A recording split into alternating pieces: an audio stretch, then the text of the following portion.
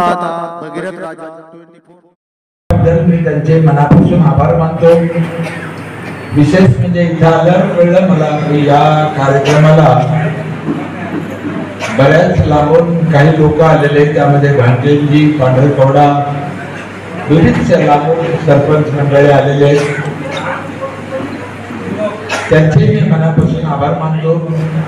तसेच या कार्यक्रमाला आजी माजी जिल्हा परिषद पंचायत समिती सदस्य, नगरसेवक, पत्रकार मंडळी, सामाजिक क्षेत्रात काम करणारी मंडळी, आपल्या सगळ्यांचे मी मनापासून आभार मानतो। कार्यक्रमाला उशीर झाला ही गोष्ट खरी आहे, 2:30 वाजला, 11ची 11:30 12ची वेळ 2:30 वाजला आणि रोज असंच होतं। एक लग्नासारखं असतं, उशीर उशीर उशीर होत चालतं आणि त्यातून मी शेवटी माझ्या नशिबाला कधी पत्राला उचलायचं,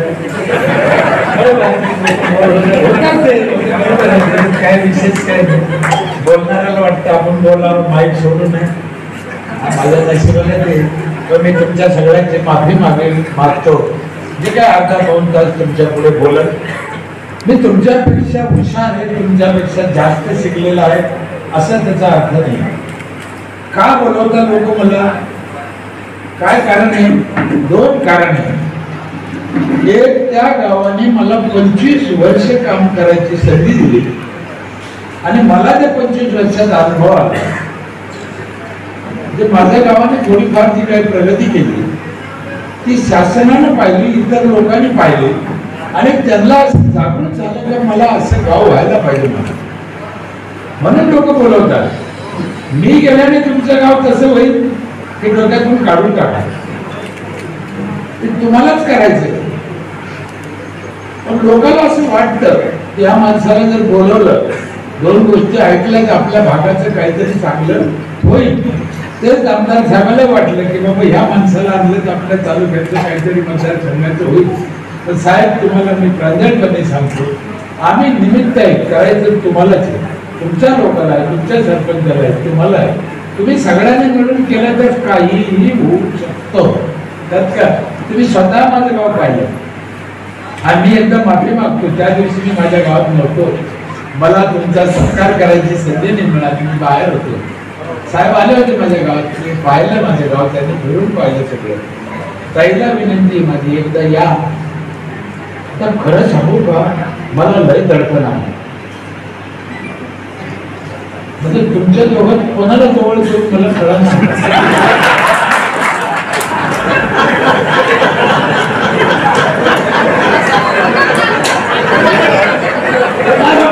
मला एवढं दडपण आलं, आता पहिलीला घेऊ जेवण्याला घेऊन मला तेच कळालं। माझी जरा गडबडी झाली, तुम्ही मला समजून घ्या, हा तुमचा घरातला प्रश्न तुम्ही घरात मिटवा, मला काय काय करायचं ते तुम्ही ठरवा, मला आनंद आहे, माझं काय तो मुद्दा नाही। पण मी माझं झालेली घाबरगुंडी सांगतो, त्यातल्या त्यात तुम्ही वकील म्हणजे आणखी लापड्याचं काम काय। महिलाला अधिकार मिळाला पाहिजे आणि महिलांनी तो मिळवायलाच पाहिजे, तर काय तुम्ही आपल्या प्रदेश प्रधान, म्हणून काही गोष्टी, काही संस्कार आतापर्यंत पडलेले। तुम्हाला एक गोष्ट सांगतो, मी कशा स्वभावाचा माणूस आहे। काही लोकांचं म्हणणं काय आहे, एखादी बाई सरपंच झाली, तिचा नवरा मध्ये मध्ये का पडतो, नाही करायला पाहिजे। पण माझं म्हणणं आहे, त्यांनी मध्ये मध्ये केलं तर हरकत नाही। त्याचं कारण असं आहे, कोणताही पुढारी प्रिय ठेवतो,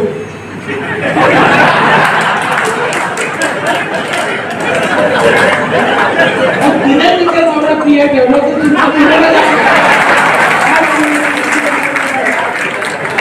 तर तिचा नवरा म्हणजे खाऊ नका, प्रिय म्हणून पहा, मग तुम्हाला काय वाटायचं। आपली नजर पाहिजे तशी, आपल्याला काय वाटतंय त्याच्यावर सगळं अवलंबून असतं। 25 वर्ष काम करताना साहेब माझ्या 2 गोष्टी लक्षात आल्या। एक, माणसाचं आयुष्य कमी होत राहिलं आणि 2, देशावर कर्ज वाढू राहिलं। मग तुम्ही सांगा, नक्की स्वातंत्र्य मिळून आपल्याला काय फायदा झाला? जर रोज आयुष्य कमी होऊ राहिलं आणि रोज कर्ज वाढू राहिलं, फायदा काय? एक दिवस काय व्हायचं याचं? 100 वर्ष जगणारे आपले आई बाप आपण किती वर्षावर आला होता? 60. म्हणजे 100चं 60वर आयुष्य आलं आणि 60चं 100वर करत गेलं. माझा काय उरला? एवढे शिकले म्हणते, एवढे पुढारी, एवढे विकास, एवढे हे जग पुढे चाललं ते बघा बरं. आपल्या देशात सगळं आहे, सगळं असून आपलं जर ही अवस्था होत असेल तर मग काहीतरी चुकतं एवढं मात्र खरी. कोण चुकतं, कोणाला जाऊन उपयोग नाही. सगळे त्यामध्ये दोषी आहे. अमुक पक्ष दोषी आहे, अमुक आमदार दोषी आहे, एवढं म्हटलं नाही हा प्रश्न सुटणार नाही. हा देश काही लहान नाही, 140 कोटीचा आहे. पण बरेच लोक चुकले. यामध्ये माझं मत असं आहे, समाजाला जे शिकवतात यांची चूक मोठी. समाजाला जे मार्गदर्शन करतात, ज्यांच्या हातात सत्ता आहे, जे मार्गदर्शन करतात त्यांची चूक जास्त आहे. त्यांनी जर मनावर घेतलं तर देश अजूनही सुधरू शकतो. मी 22 देश पाहिले ना, काही नाही भिकारी इथं. दुबईमध्ये काय हो, तुमच्यापैकी कुणी गेलं का? 5-5 वर्ष पाऊस पडत नाही तिथं. पाऊस पडत नाही 5-5 वर्ष, ही सत्य घटना आहे. आणि त्या दुबईमध्ये 160 मजलाची बिल्डिंग आहे. काय नाव तिचं? बुर्ज खलिफा. ज्या देशात 5 वर्ष पाऊस पडत नाही त्या देशामध्ये 160व्या मजल्यावर पाणी जातं. मी वर जाऊन बेसिन करून पाहिलं. आमच्या इकडे गावा वाहून चालले, पहिल्या मजल्यावर येत नाही. कारण थोडं करते काय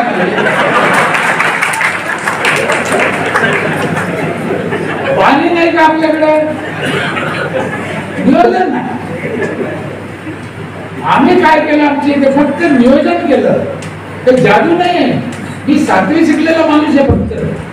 मी लाज वाटत नाही मला सांगायला.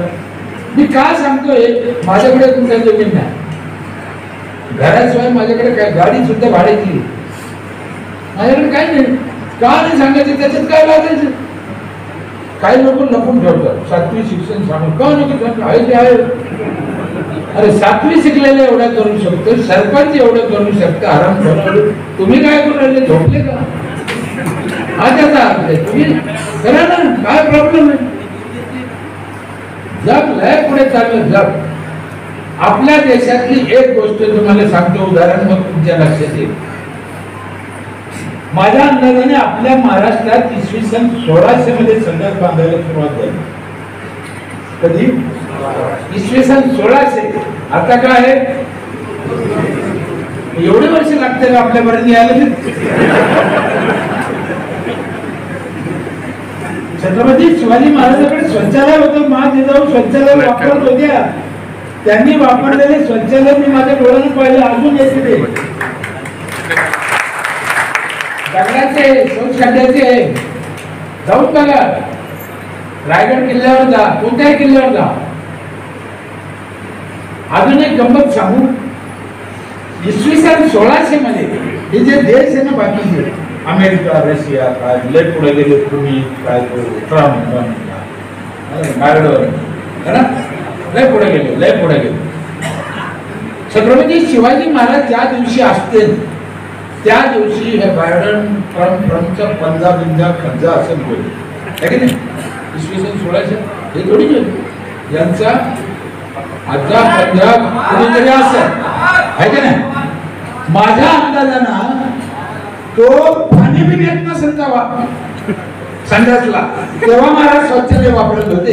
इतका देश आमचा प्रगतीशील आहे. तरी आम्ही माग का? याचा अर्थ आम्हाला जे सांगणारे लोक आहेत, आमच्यापर्यंत ज्या पद्धतीने योजना यायला पाहिजे, समाजाला शिकवायला पाहिजे, शिकवलं नाही. शिवरात्रीच्या दिवशी महादेवाला कोणते झाड आवडतं? तुम्हाला हे कोणीतरी हरामखोरानं सांगितलं.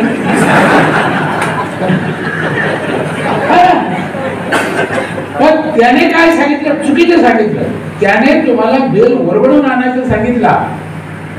महादेवाला बेल आवडतो म्हणून त्या दिवशी तुम्ही बेल लावा असं जर सांगितलं असतं, वन खात्याची गरज पडली नसते. म्हणून समाजाला चुकीचं शिकवलं गेलं. आणि आज मी तेच होतं, स्वार्थापोटी समाजाला चुकीचं शिकवलं जातं. म्हणून चांगलं शिकवा, या समाजाला चांगली दिशा द्या. देशाचे कल्याण व्हायला काय लागत नाही. आपल्या देशात, महाराष्ट्रात महान संपत्ती आहे. ज्ञान आहे, बुद्धी आहे, संत आहे, कशाचीच कमी नाही. जातीभेद हा पण जाणून पेरला जातो साहेब. आमच्या वारकरी संप्रदायाने कुणी जातीभेद केला? सगळ्या जातीचे संत आहे. सोनार आहे, नावी आहे, अहो खाटीक आहे, अहो वेशाला संतांचा दर्जा दिला. एवढा वारकरी संप्रदाय महान आहे. तिथे कुठे जातीचा भेद केला? आणि हे जाती स्वार्थासाठी आलं. माझं तर अजून एक ठाम मत आहे, कुणाला राग आला येवाला मला कुठं आणा, जोपर्यंत भारतात आंतरजातीय विवाह होत नाही तोपर्यंत देशाचा विकास होणार नाही. हे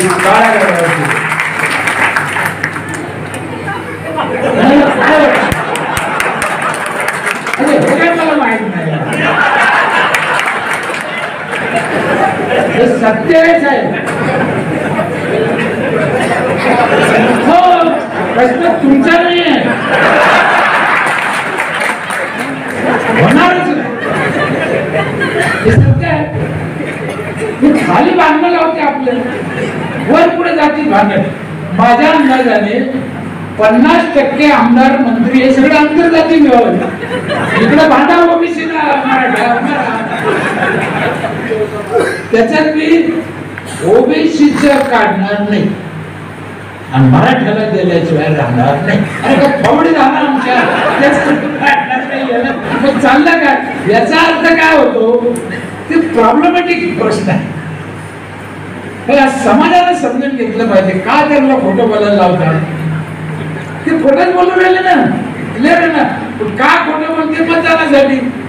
मग तुम्ही आम्ही काही गोष्टी समजून घेतल्या पाहिजे. याला एकच इलाज आहे.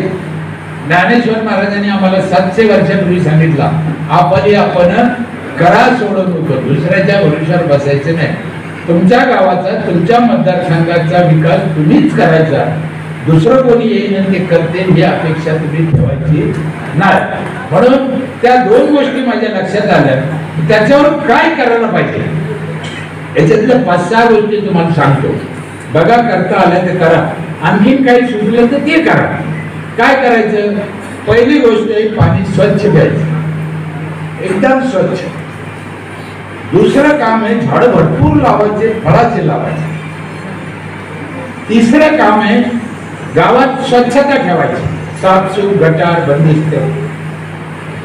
चौथं काम आहे, मुलांचं शिक्षण चांगलं करायचं, त्यांना संस्कार द्यायचे. 5वं काम आहे, बाहेरचं खायचं नाही, गावातल्या घरचं माहितीतलं खायचं.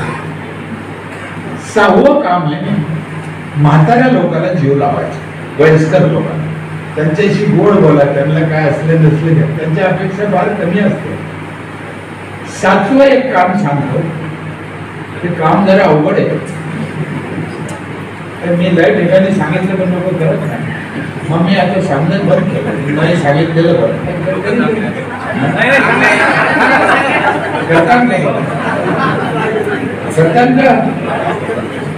दुसऱ्यावर जळायचं नाही.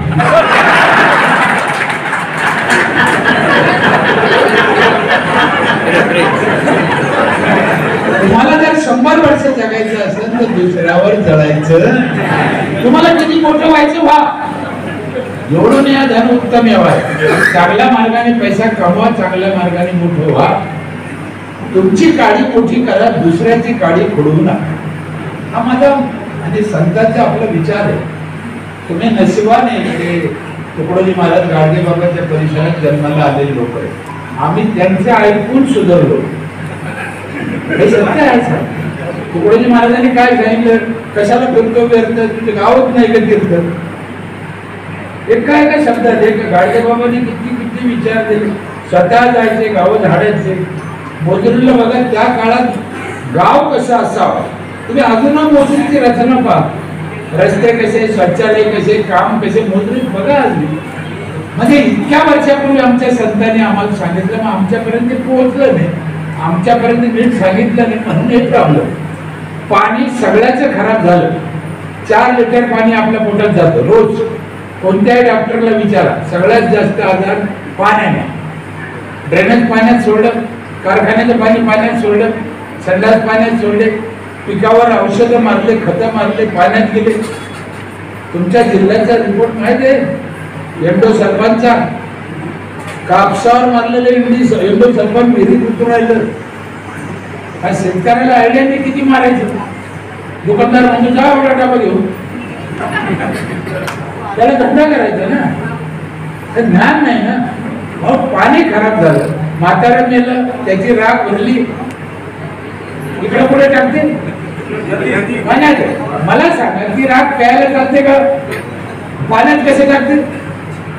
एखाद्या माणसाची राख घेतली एवढी एवढी गिलासभर पाण्यात टाकली आणि एखाद्या बाईला दिली, ही बाई तुझ्या नवऱ्याचं आहे ते का नाही, आणि दुसऱ्याच्या पाण्यात पोतभर कसे टाकते? साऱ्या गोष्टी विकास म्हणजे काय? आपल्यापासून सुरू करायचंय. छोट्या छोट्या गोष्टी आहे. आम्ही काय केलं? आम्ही काय डोक्यात घेतलं नाही. म्हणून पाणी स्वच्छ प्या, झाडं भरपूर लावा, फळाचे लावा. शब्द ध्यानात ठेवा, झाडं इथून पुढे फळाचे लावा जास्तीत जास्त. लोक फळाची झाडं लावत नाही. गुलमोहर लावते, अशोका लावते, पाम लावते, बदाम लावते, आणि लावा ना फळाची. पेरू लावा, सीताफळ लावा, नारळ लावा, जांभूळ लावा, जांभूळ लावा, कौट लावा. पण मला लोक काय म्हणते, साहेब गल्लीत रस्त्याला जर सीताफळ लावलं तर पोरं ठेवणार मी केवढं खाते. मग तुमच्या काय बापाचं गेलं? तुम्ही अशोका लावलं, त्याला काय आलं? मी सीताफळ लावलं, पोरांनी सीताफळ तोडलं, मी काय काय बिघडलं मला कळत नाही. पोरं खाते म्हणून फळाचे झाडं लावले नाही, एवढा माणूस हलकट झाला. मी एका गावात बोललो होतो, इतका जर तुम्हाला लहान लेकरांचा राग आहे मग त्या भांडणीतच कशाला गेले? काय गरज पडली होती त्याच्या? कशाला कुठाने केलं?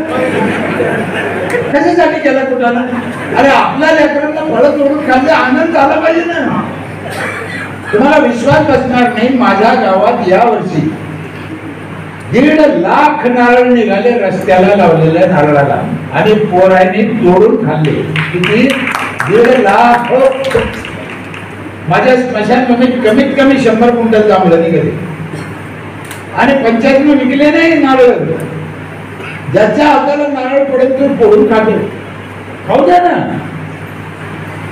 काय प्रॉब्लेम आहे? झाडाशिवाय पाऊस पडत नाही, हे सत्य आहे. आम्हाला काय सांगितलं? सप्ताह घाला, भजन करा, मग पाऊस पडेल. महादेवाच्या डोक्यात पाणी घाला, मग पाऊस पडेल. कसं काय पडेल? मी उपजत वारकऱ्यांची अवलाद आहे. संतांनी हे पुढे सांगितलं नाही, हो या आराम कोण सांगत आम्हाला. भजन केल्याने जर पाऊस पडला असता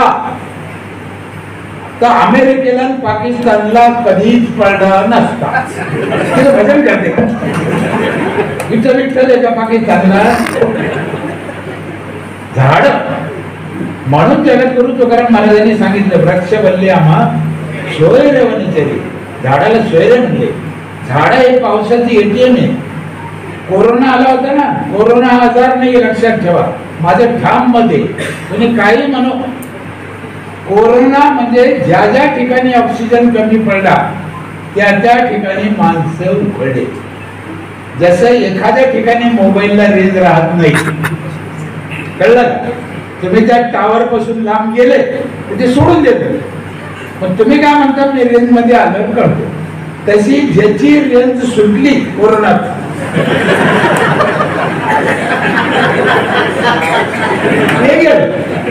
आता कोणाची रेंज केव्हा सुटत याची गॅरंटी नाही. म्हणून झाडं लावा. सावित्रीने वडाच्या झाडाखाली सत्यावनला ओढत आणलं. वडाचं झाड 24 तास भरपूर ऑक्सिजन देत, मग त्याला पुन्हा जीवदान मिळाले. हे सत्य आहे. हे सत्य लोकांकडे सांगा ना. म्हणून झाडं लावा, फळाचे लावा, भरपूर लावा. गावात स्वच्छता ठेवा. साहेब आमचं दुर्भाग्य आहे, भारत स्वतंत्र झाल्यापासून माझ्या अंदाजाने महाराष्ट्रात एकही गाव झाडून घेतलं जात नाही.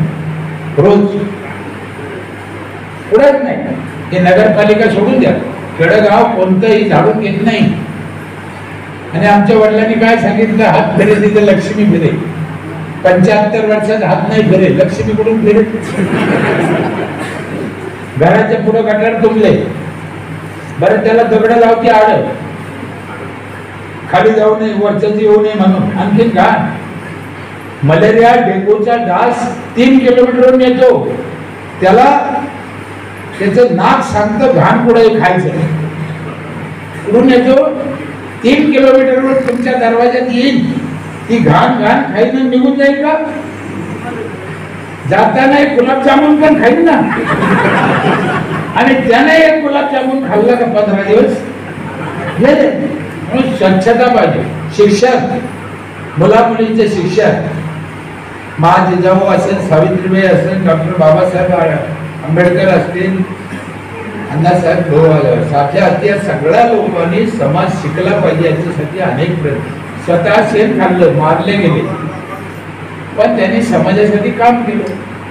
हरिपाठात सुद्धा ज्ञानेश्वर महाराजांना उल्लेख केला, बुद्धीचे वैभवाने नाही तुझे, एका कैसे राजे सकाळी सिद्धी. बुद्धीशिवाय ह्या जगात काय नाही, आणि बुद्धी काय नाही ते शिक्षण आहे. म्हणून शिकून मोठं व्हा. आमच्या शेतात बाई जाते रोजानं, काय हजेरी मिळते? 200. आणि ग्रामसेवक, मास्तर, डॉक्टर, वकील त्यांना 2000. आपल्याला त्यांच्यावर जळायचे नाही, पण त्यांना 2000 का होऊ नये, त्यांच्या बापाने त्यांना शिकवलं. मग आपल्या लेकराला कोण शिकेल? आम्ही 8वी पर्यंत शिकीतून काढून देतो. आपले पोरं शिकत नाही आणि पोरीला शिकून देत नाही, हा दुर्भाग्य. मला माहिती 8वीच्या मुलीच्या पुढे पोरीला जाऊनच देत नाही. माझं म्हणणं शिकून द्या तुम्हाला. हात वाईट शब्दात सांगू का? पळून गेली तर जाऊन द्या, पण शिकून द्या. काय कोणत्या भाषेत सांगा तुम्हाला? तुम्ही तिला शिक्षणापासून का वंचित करता? आणि आज जर तुम्ही तिला शाळेतून काढलं, कारण तुमचा अधिकार आहे, तुम्ही पालक आहे, तुम्ही करता, पण उद्या जेव्हा 200 रुपये रोजाने ती उसात कामाला जाती, तेव्हा काय झेड+ सुरक्षा राहते तिला? पण त्याच्यापेक्षा आजच जाऊन द्या तिला. वरची कशी चालली, चांगल्या ठिकाणी चालली. म्हणून शिकू द्या. मुलगा मुलगी शिकताना तुमच्या मनात काळं आणू नका. मुलगी वाईट असते, काल एका पोरीनं आम्हाला 2 पदक जागतिक लेवलवर मिळवून दिले. पोरी का वाईट आहे का? नाही. आणि मुलगी नसली, मुलगी शिकली, मुलीशिवाय आहे का ह्याच्या का? आणि मुली लय चांगल्या. मला स्वतःला अनुभव आहे. मला 5 मुली, देवाने लय उपकार आहे, मला मुलगा नाही. काही बोलून माझ्याकडे पाहते, त्यांना वाटलं 5 पोरी येतं, आमदार साहेबांनी बरं धरून आणतात. माझ्या 5ही पोरीचे लग्न झाले.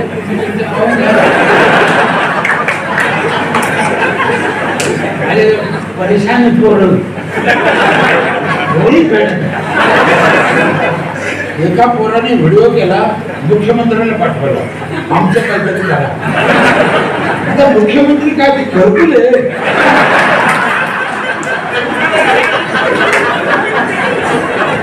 तुमच्यामध्ये काय तुम्ही आम्ही केलेलं पाप आहे. म्हणून मुलीला जन्माला येऊ द्या, मुलांना शिकू द्या. गावातलं खा, घरचं खा. मसाल्यामध्ये भेसळ येते, तेलात भेसळ येते.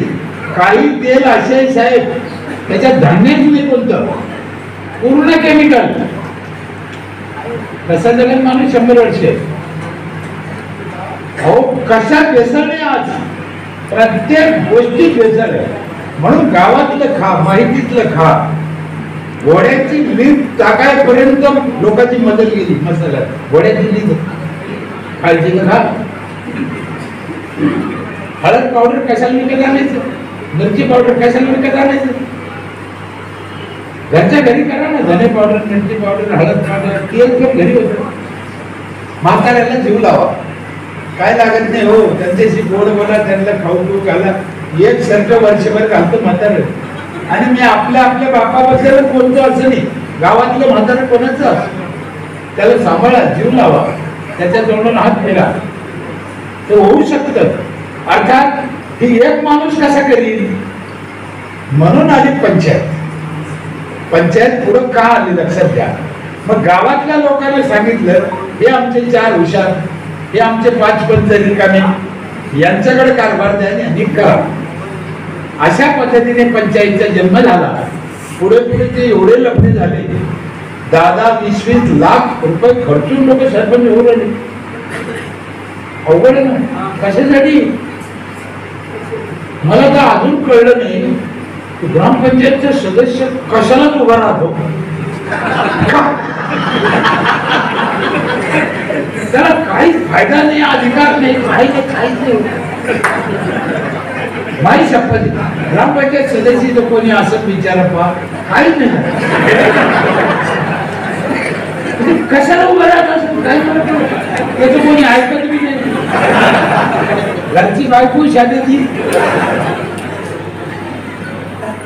सरपंच ठीक आहे, काय गरज नाही. बरं 15-15 आणि 11 सदस्य, वा अवघड आहे. मग आम्ही काय केलं, याचं नियोजन केलं. नीट आहे काय 5 मिनिटात माझ्या गावचं गणित सांगतो मी तुम्हाला. 4000 लोकसंख्या आहे माझ्या गावची, 800 कुटुंब आहे. मी विचार केला हे सगळे व्यवस्थित चालवायचं, लोकांना या सगळ्या सुविधा द्यायच्या, पैसा कसा उभं करायचा. मग मी साधारण एका घराला 5000 रुपये टॅक्स सेवा देते. आज 800 घरात 40 लाख रुपये माझे जमा होते. किती? आणि माझा वार्षिक खर्च आहे 32 लाख. 8 लाख मला नफा आहे. सरकार देते ते वेगळं, नीट समजून घ्या. सरकार देते ते वेगळं, योजनाचा पैसा वेगळा. मला आतापर्यंत 5 कोटी रुपयाचे पुरस्कार मिळाले माझ्या गावाला, ते वेगळे. एवढ्या सरकारच्या योजना, अहो काही काही पुरस्कार तर असे महाराष्ट्रात त्या लोकांना माहित पण नाही, माहित बी नाही. तर तो भाग कसा घेईन, त्याच्यात येईल कसा, किती जरी पुरस्कार. अहो माझी सरपंचाला विनंती, अभियानात भाग घ्या. आमच्या आराराबाने एक अभियान काढलं, संत गाडगे बाबा. मी राज्यात पहिला आलो. आराराबा नसते ते कदाचित मी इथं नसतो. बघा ना, एखाद्या अभियानात काय करू शकतो. स्मार्ट विलेज मध्ये आलो, निर्मल ग्राम झालो, 2 वेळेस राष्ट्रपतीकडून पुरस्कार मिळाला. माझी वसुंधरात आलो. स्मार्ट विलेज, स्मार्ट सिटी ही जेव्हा केंद्र सरकारने काढलं, तर याचं काय असलं पाहिजे नियम, स्मार्ट सिटी कशी बनवली पाहिजे, याचं जेव्हा काही आराखडा तयार केला, तर भारतातल्या 5 गावाचा अभ्यास केला. भारतातल्या 5 गावाचा अभ्यास केला एका कमिटीनं. त्या 5 गावामध्ये माझं एक गाव होतं अभ्यास करायचा. तुम्हाला जे स्मार्ट आर्मी करायचे ना, याचा जन्मच आमच्या गावापासून झालेला आहे. एक 7वे शिकलेला माणूस काय होऊ शकतो.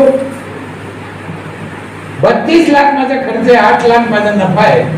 प्रश्न असा आहे, एक घर 5000 रुपये देतं का आणि का देतं.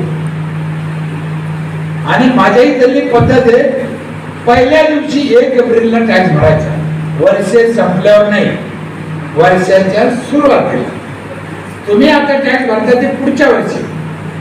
माझ्या गावातल्या लोकांनी टॅक्स भरून मोकळे झाले. 1 एप्रिलला पहिल्या दिवशी एंड. या वर्षी चालू वर्षी 1 एप्रिलला 10 वाजता पैसे भरले मी. नीट आहे का? 1 एप्रिलला मी स्वतः माझा टॅक्स 10 वाजता भरला. माझा पावती नंबर होता 221. माझ्या आधी 220 लोकांना पैसे भरले होते. मी सकाळी 10 वाजता भरलेला आहे. गाव एवढं जागरूक झालं. त्यातल्या त्यात महिला नंबर 1 ला टॅक्स भरायला. आम्ही काय सुविधा देतो लोकांना हे पण महत्वाचं आहे. माझ्या इथे आता 5 प्रकारचं पाणी आहे. एका घराला 5 क्वालिटीचं पाणी. पहिली क्वालिटी धुणं भांड धुवायला. दुसरं पाणी जायकवाडी धरणावर नेलेलं नाही, ते 3ऱ्या मजल्यावर जातं पाणी बगर मोटरचं. वीज लागत नाही, प्रेशर नाही. 3ऱ्या मजल्यावर बाईनं खाली नाही यायचं, पाण्यानं वर जायचं. 3रं पाणी हे 20 लिटरचा जार एका घराला रोज, एक कोणत्याच पाण्याला पैसे लागत नाही. 20 लिटरचा जार केवढ्याला येतो? महिन्याचे 600, वर्षाचे 7200. आम्ही घेतले किती? हे लक्षात ठेवा. आणि चौथं पाणी माझ्या इथे महिला मंडळ सकाळी 5 ते 8 अख्ख्या गावाला आंघोळीला गरम पाणी येते नळाला. बाईने चुलीवर तापायचं नाही. नवरा म्हणला मला आंघोळ करायची, बाई त्या नळाकडे बोट करते, ते नळ तू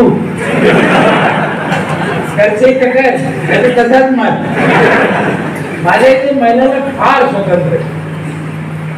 सगळ्या प्रॉपर्ट्या महिलाच्या नावाला, माणसाला विकता येत नाही.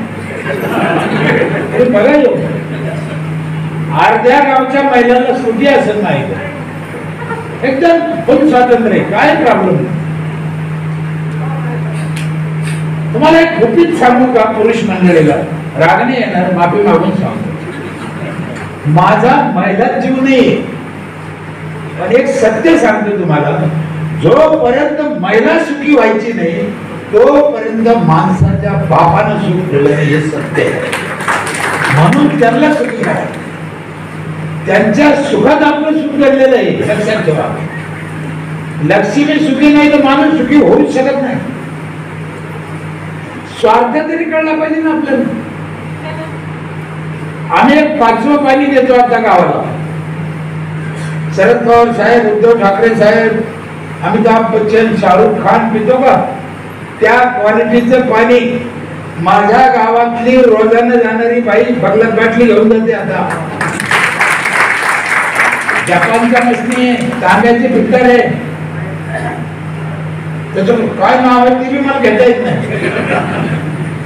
मला हौस आहे लोकांना चांगलं मिळालं पाहिजे. मी थोडा झळपा आहे. मी जग फिरलो ना, 22 देशात गेलो. कुठं काय आहे, कुठं काय आहे, मग तिथं काय आहे तर आपल्या गावात करून नको, आपल्या गावात ते आणायला पाहिजे, ही माझी इच्छा.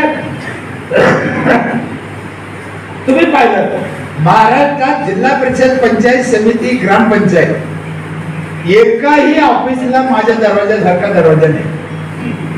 सेन्सरचे दरवाजे तुम्ही जवळ गेले का असे ऑटोमॅटिक उघडत येईल.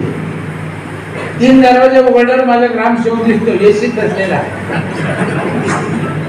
कोणी ग्रामपंचायतला सेन्सरचे दरवाजे आहेत? का नको आम्हाला, का नको एसी? आमच्या ग्रामपंचायतची एक पिठाची गिरणी, ग्रामपंचायत वर्षभर दळण फुकट, किती दळून घ्या, लग्न करा, साखरपुडे करा. 5,000चा हिशोब देतो मी तुम्हाला. घेतले 5,000, पण देतो किती? आम्ही 10 मछली घेतल्या छोट्या छोट्या महिलांसाठी. त्यांना शुद्ध खायला मिळालं पाहिजे, 2 पैसे वाचले पाहिजे. मछली कशाचे आहे? शेवाय करा, पापड करा, बटाटा चिप्स करा, बटाटा चिवडा करा, धनी पावडर करा, मिरची पावडर करा, हळद पावडर करा, गोड तेल करा, उसाचा रस काढा, मोटरसायकल 4 व्हीलर मध्ये हवा भरा. एवढ्या मछली मोफत वर्षभर. संपूर्ण गावच्या महिलाला वर्षभर सॅनिटरी नॅपकिन फ्री आहे. संपूर्ण गावाला वायफाय फ्री. 5,000चा हिशोब देतो मी तुम्हाला. तरी माझी ग्रामपंचायत 8 लाखाला नका. शेती करायला ट्रॅक्टर आहे आमच्याकडे वेगळा. शेतकऱ्याला 30% सबसिडी देतो आम्ही. म्हणजे तुमच्याकडे 2 एकर नांगरलं तर किती पैसे लागते? 2 एकरला आम्ही 1,500 रुपयात नांगरून देतो. त्या 1,400 रुपयात नांगरून देतो. ड्रायव्हर डिझेल आमचा. 30% सबसिडी शेतकऱ्याला. शेतकऱ्याला 30% सबसिडी देणारी भारतातली पहिली ग्रामपंचायत असेल ना. सरकार शेतकऱ्याला मदत करतो, पण कधी तू फाशी घे ना, त्या बायकोला 2 लाख दे. काय तो जगला पाहिजे याच्यासाठी मदत करा. मरायची काय वाट पाहत? सगळ्या शेताला रोड आहेत. 3,000 एकर 32 एकर गावची जमीन आहे. 100% कोरडं होती, आज 100% 3200 एकर ऊस मध्ये येते. होऊ शकते का? आवड माझ्या ग्रामपंचायत मध्ये गावातल्या निराधार म्हातारे, गरीब म्हातारे 40 म्हाताऱ्याला जेवण आहे रोज. गावातले म्हातारे माझ्या इकडून पाठीतात, इकडचे नाही, कुठलेच नाही. माझ्या गावातल्या म्हाताऱ्याला ग्रामपंचायत मध्ये जेवण. काय रे जेवण? ते तुम्ही खातं उघडा, त्याच्यात आधार कार्ड घाला, त्याला हा भांगडच नाही. आता ते म्हातारा पूर्ण नोंद सांगा बरं, त्याला चालता येईल. तुम्ही दिले त्याला 1000 रुपये महिन्याला, काय करेन ते बँकेत जाऊन, कसं आणीन, कसं स्वयंपाक करीन, कसं खाईन? कुणाच्या म्हातारा उद्या तुमच्यावर पाणी येऊ शकते, माझ्यावर येऊ शकते. असंही मला पोरगं नाही. एक रीत त्याची किंवा असून सांभाळत नाही किंवा पूर्ण पोरं बाहेर गेले. म्हणून प्रत्येक वयस्कर म्हाताऱ्याला ग्रामपंचायत मध्ये जेवण पाहिजे डायरेक्ट. काही अपेक्षा नसत्या हो त्यांच्या, फार कमी. म्हाताऱ्याचा आशीर्वाद घ्या. एवढंच 37 बेसिन आहे माझ्या गावात. रस्त्याला बेसिन, कोपऱ्यात हात धुवायला, गुळणा करायला, थुकायला. आणि प्रत्येक बेसिनवर काय लिहिलं? इथं थुका. जनरली आपण काय लिहितो? इथं थुकू नका. आपण लिहिलं इथं थुकू नका. थुका कुठं? इथं लग्न करू नका, पुढं करा. इथं गाडी उभा करू नका, पुढं करा. हे काय मूर्ख लोक आहे का? मला कळत नाही यांचं काय. हा साहेब, मी बोलतो ना, काय कधी लोकांना राग येतो, बा मला बोलतो. मला कोणाविषयी दुश्मनी नाही. हे रोडला चालतो ना आपण, एखाद्या रोडवर काय लिहिलं राहतं बा, पुढे धोकादायक पूल असतं ना. मग मी रात्री 2 वाजता काय गाडी टोचर घेऊन खालून जाऊ का? मी काय करू? धोकादायक पूल आहे तुम्ही. अरे आराम करा, तुला माहित आहे पूल धोकेदायक आहे, तू चांगलं कर ना त्याला. मी काय करू?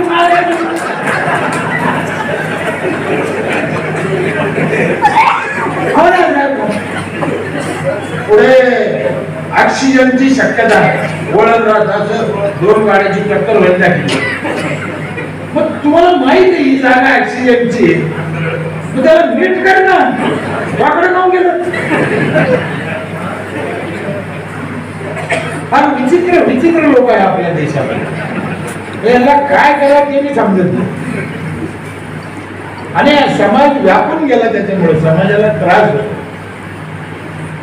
म्हातारा कोतारा जर ग्रामपंचायत मध्ये आलं, एखादा कागद असला म्हाताऱ्याला, चिडचिड करतो म्हातारा. हा कागद लवकर द्या, सरपंच पुढे गेला मेला का? म्हातारा माणूस असतो वयस्कर. मग आम्ही काय केलं, 3 मशनी आणल्या ग्रामपंचायत मध्ये ठेवल्या व्रतांसाठी. बाबा आले की त्या खुर्चीवर बसायचे, बाबा इथे बसा, आणि त्यांचे दोन्ही पाय त्या मशनीत घालून द्यायचे. खुर्चीच्या पुढे दोन्ही पाय त्याचे मशनीत घातले, बटन दाबून द्यायचे. त्या मशनी बाबाचे पाय दाबिल्या, मसाज. बाबा उठतच नाही. आपलाच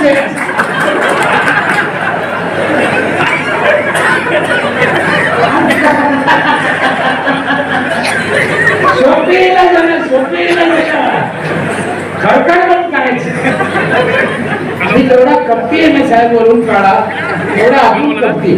समाजाची नाडी ओळखते आणि त्या पद्धतीने काम करायचं. 25 वर्षे करताना ना माझे काही अनुभव तुम्ही ऐकले साहेब. महिला लग्नाची नोंद करीत नाही, बरोबर आहे का? लग्नाची नोंद करीतच नाही. तसंच माझ्या इथे एक बाई आली ऑफिसात आणि दादा माझ्या पोराची जन्माची नोंद काढ, मुलाची. म्हणलं बाई तुझ्या पोराची नोंद करायची चांगली गोष्ट आहे बाई, पण तुझ्या लग्नाची नोंद केली का? म्हणजे नाही. म्हणलं बाई कोणाच आहे? बोललो. इतका राग आला तिला, मला असं शिवाय दिला तिला. त्याला तुला लाज वाटते का? तुम्ही कोणी साखर केलं असं बोलत असते का? सगळ्या गावात रडत गेली की सगळ्या गावाला माहीत झालं की लग्नाची नोंद नसेल तर पोराची नोंद घेत नाही. आता हळद लावूनच येते. आणि त्याचा फायदा असा झाला ताई, लग्नाची नोंद करायला TC जोडायला लागते. अल्पवयीन लग्न माझ्या गावात होतच नाही. आज एखाद्या गुंत आहे बरं, ते सरपंचाला कळलं पाहिजे. म्हणून मी काय सांगतो, सरपंच कपटी पाहिजे, सरपंच हरामी पाहिजे, पण त्याचं मन आईचं पाहिजे, समाजासाठी करायचं. मृत्यूची नोंद करीत नाही लोक खेड्यात. बाप मेला का लिहित नाही, 6 महिन्याने येतो ना बापा दाखला द्या. सरपंचाला अधिकार नाही, सरपंचाला 1 महिन्याच्या आत अधिकार आहे. नीट ऐका, 6 महिन्यांनी सरपंचाला अधिकार नाही. मग त्याला कोर्टात जावं लागतं, वकील लावावा लागतो, 5,000 खर्च येतो. तिथून ऑर्डर आणलं, ग्रामपंचायतला नोंद होती, मग तुम्हाला कागद मिळतो. याचा गैरसमज काय होतो, मी कोर्टातून ऑर्डर आणली तेव्हा सरपंच गैरसमज होतो, गावात वाद होते. आम्ही काय केलं, जो म्हातारी वारली त्या दिवशी ताबडतोब जे पोरग अर्ज करीत पंचायतला, त्याच्या बापाला जाळायला लागणार 3-4 हजाराचं इंधन ग्रामपंचायत मोफत दिली. त्या लाकडाच्या आशाने ते अर्ज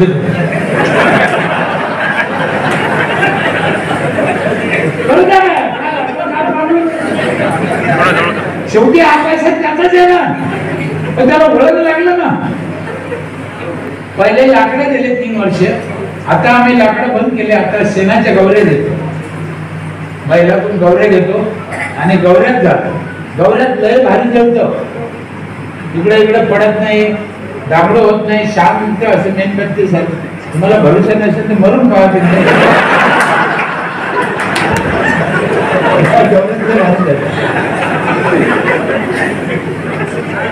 महिलाला आम्ही कचरा लोकांच्या घरून आणतो आम्ही, हा महत्वाचा विषय. ट्रॅक्टर आमचं, माणसं आमचे दर घरी 2 बकेट दिल्या. प्लास्टिक ठेवायला पिशवी दिली पंचायत ना, 2 बकेट 1 पिशवी. त्या बाईला सांगितलं कचरा बकेट मध्ये ठेव, प्लास्टिक पिशवीत ठेव. कचऱ्याचा आणून बंद करतो आणि प्लास्टिक भंगारवाल्याला विकतो. इतकी सुविधा घरून आणतो, ट्रॅक्टर आमचं, माणसं आमचे, तरी लोक भेसळ करते. इकडे टाक, तिकडे टाक, याच्यात टाक, त्याच्यात टाक, बोललं तर राग येतो, नाही तर लेकरं पण झाला असेल असं. मग आता आम्ही काय योजना केली, जी बाई प्लास्टिक बाजूला ठेवत तिच्याकडून 15 रुपये किलोनं विकत घेतो. आता भेसळ करीत महिला एवढ्या हुशार झाल्या, तिचे ते ठेवतीच, पण शेजारी गावाला गेली तर तिच्याकडे उचलून ठेवते. समाजाला ओळख लागलं, शिकवलं पाहिजे. संडास बांधताना मी असंच केलं आम्ही, अनेक किस्से. झाडं लावताना काय केलं, प्रत्येक बाईला विचारलं मे महिन्यात तुला कशाचं झाड आवडतं, आणि तिने जे रोप सांगितलं ते तिला जून जुलै मध्ये आणून दिलं. भेट तिला लावू नये म्हणलं, तिला भेट दिलं. तुला पेरू आवडत घे, तुला कडीपत्ता आवडत घे, तुला नारळ आवडत घे, लावू नये म्हणलं. काय करीत देते ती, काहीच ना, सोपा. एकदा वट सावित्री पौर्णिमेला महिलाला वड वाटले होत्या. वड पवित्र आहे ना, कधी वड सावित्री मला नीट आहे का, सत्य घटना आहे, मी कशाची शपथ खाऊन सांगतो. ग्रामसेवक वड आणीनच, साहेब म्हणे वडाला जागा लागत, मी नाही आणली. अरे म्हणलं काय प्रॉब्लेम आहे, आपल्याला महिलाला भेट द्यायची, ती कुणाला येईल, तुला काय टेन्शन आलं जागे, भाई कुठला म्हणजे कुणाला येईल तुला का. नर्सरीत गेला, 70 रोप मिळाले त्याला. किती? 70. तो रोप घेऊन आला, ग्रामपंचायत मध्ये ठेवले. माझ्या ग्रामपंचायत मध्ये लाऊडस्पीकर आहे दौंडी द्यायला, प्रत्येक घरी आवाज जातो. 18 लाऊडस्पीकर आहे, स्पष्ट आवाज जातो. पंचायत मधून दौंडी दिल्यावर शिपायाला दौंडी लिहून दिली. काय दौंडी लिहून दिली नीट आहे का, उद्या वट सावित्री पौर्णिमा आहे, ग्रामपंचायतीनं वडाचे रोप आणलेले, ज्या महिलेला पाहिजे असेल तिने वडाचे रोप घेऊन जा आणि लावा. वट सावित्री पौर्णिमेला दौंडीत सांगितलं, वट सावित्री पौर्णिमेला वडाची पूजा करणं लय पुण्याचं काम आहे. वट सावित्री पौर्णिमेला वडाची पूजा करणं लय पुण्याचं काम आहे. पण आपले वड पूजा दुसऱ्याची वड पूजू नका.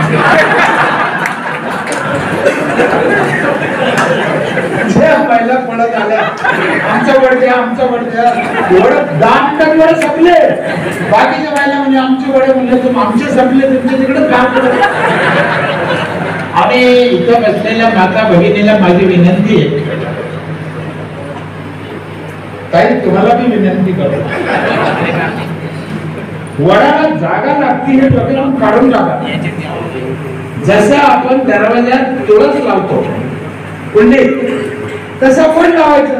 कुठे जागा लागते? वड 24 तास ऑक्सिजन देतो. पूजा ना.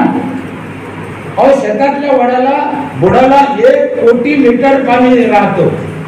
वड साध्या गोष्ट नाही, वडाचे लय फायदे. घरी जर वड लावला तर त्याचे लय फायदे सांगू का? पण आता लय टाइम झाला. एखादा फायदा सांगतो.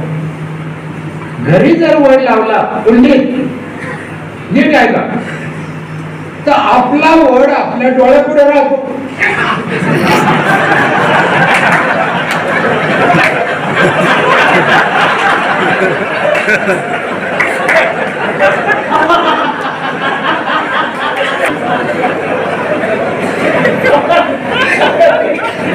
तिकडे वड्या फड्या लावला तर त्याला लय मजाकचा भात सोडून द्या. पण माझी महिलाला हात जोडून विनंती आहे, वड लावा. गावात घरोघरी जर असे वड लागले किती ऑक्सिजन मिळेल? 24 तास. तुळस पण 24 तास ऑक्सिजन देते, म्हणून त्याच्या पुढे लावलेली. वड पण तेच आहे. अशा एक ना अनेक गोष्टी मी गावात राबवल्या, लोकांकडून करून घेतल्या. माझ्या गावाने शौचालय बांधताना महाराष्ट्र ग्रामीण बँकेचे 5-5 हजार रुपये कर्ज काढून माझं गाव हागणदारी मुक्त झालेलं आहे. सरकारने संडास बांधायला माझ्या गावाला 1 रुपया दिलेला नाही, पण तेव्हा योजनाच नव्हती. कर्ज काढून संडास बांधणार माझं गाव, आणि 12,000 घेऊन बाहेर जाणार गाव. संडास का बांधायचं हेच लोकांना माहित नाही. तुम्हाला एक उदाहरण सांगतो. संडास का बांधायचं? पहिली गोष्ट, 2 मिनिटाच्या आत तुम्ही शौचालयाला जायला पाहिजे. तुमची इच्छा झाली तुम्ही 2 मिनिटाच्या आत, आणि तुमच्याकडे साधन नसलं तर रात्र आहे, बेरात्र आहे, पाऊस चालू आहे, घरी कोण नाही, उशीर होईल ना. ताबडतोब केलं पाहिजे. आणि दुसरं एक कारण आहे, नीट ऐका. माशी असते ना, माशी, ही माशी जर रस्त्यावर एखाद्या संडासवर बसली, आता पावसाळ्याचे दिवस आणि 6 पाय जर तिथे भरले, बरोबर आहे का? भरण का नाही? तर एका पायाला 6,000 दंडुशीत कधी किती? आणि ती उठून आली ना आपल्या भाकरीवर बसली, आपण भाकर खातो का फेकून देतो? 36,000 जंतू घेऊन आलेली माशीची खातो आपण. तुम्ही उद्या एक काम करा, घरी गेल्यावर महिला मंडळ नीट ऐका. घरी गेल्यावर तुमच्या स्वच्छ संडास मध्ये स्वतःच्या सुईचं टोक बुडा. सुई असते ना, सुई घराची, तिचं टोक बुडा. सगळे सुई नाही, टोक बुडा, ते भाकरी लाव, खा. कोणी खाईल? नाही खाणार, बरोबर नाही खायचं. पण मला एक सांगा, आर्मीच्या लोकांवर, सुईच्या टोकाला जास्त लागलं असेल तर 6 पायात जास्त लागलं असेल, जास्त खायचं, कमी नाही खायचं. तिथे एक घोटाळा झाला साहेब, तुमच्या लक्षात आला कधी आला मला माहित नाही. सुईच्या टोकाला लावलं ते तुमचं स्वतःच होतं, ते तुम्ही खात नाही.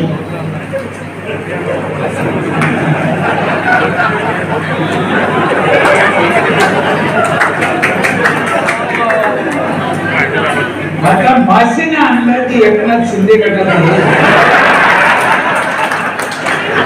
भाजपचा आहे, त्या माशीला काय झेंडा आहे का? कुणी कोणाचं खातो? तिथे एकमेका सहाय्य करू. हा नियम विकासाला लावा. माझी तुम्हाला विनंती आहे साहेब, तुमच्या बोलणं कामाची पद्धत म्हणजे सगळा भात शिजला का भात नसते, एक तांदूळ भात असते. जे कारण दिले गाव दिले त्याशी म्हणे तो आपुले, त्यांची सेवा तोची साधू ओळखावा देव तेथील जाणार. म्हणजे असे अनेक पुढारी आहेत आपल्या देशामध्ये आणि ते वेगवेगळ्या पक्षात आहेत, असं काही नाही एकाच पक्षात आहेत. चांगले लोक अनेक आहेत, ते ओळखायचे आपण आणि त्यांच्या पाठीमागे उभा राहायचं. आपल्या गावचा आपल्या तालुक्याचा विकास करून घ्यायचा. समाजाला समजलं पाहिजे. समाज भरकटला जातो तेवढ्या कुठं काहीतरी ऐकलं जातं आणि काहीतरी 5 वर्षांनी 50 वर्षांनी सजा होतो. म्हणून तुकाराम महाराजांनी एक वाक्य दिलं आम्हाला, शुद्ध पिका पोटी भले रसाळ गोमटे. म्हणजे काय का आर्मीच्या लोकांना शुद्ध बीजा पोटी म्हणजे तुम्ही जे पेराल ते उगण लक्षात ठेवा. मग काय पेरायचं ते तुमच्या हातात आहे.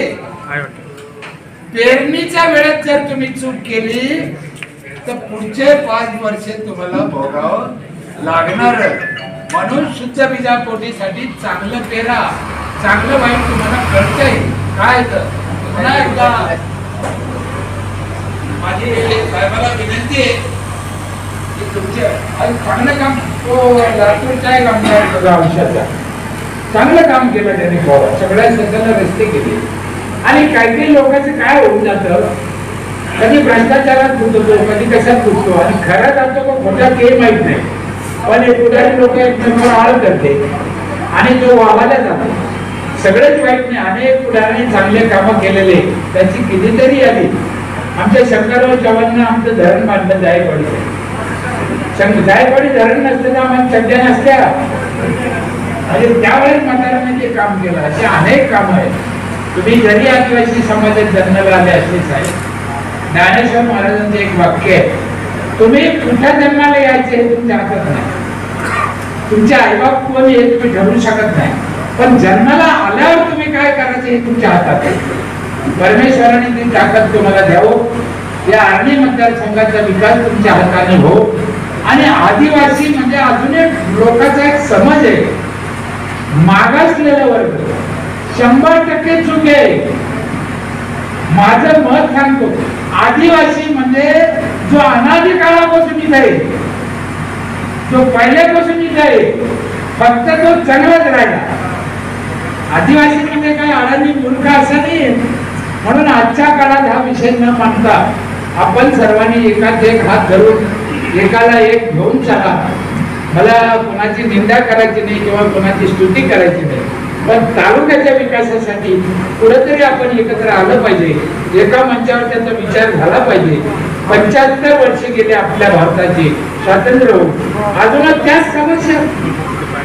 आता त्या समस्याला मूळ हात घालून कुठेतरी चांगलं नेतृत्व, चांगले काम करणारे लोक भविष्यात आमच्या विधानसभेत लोकसभेत गेले पाहिजे आणि त्या आर्मीचे मतदार तिथे टोळतील अशी आशा करतो.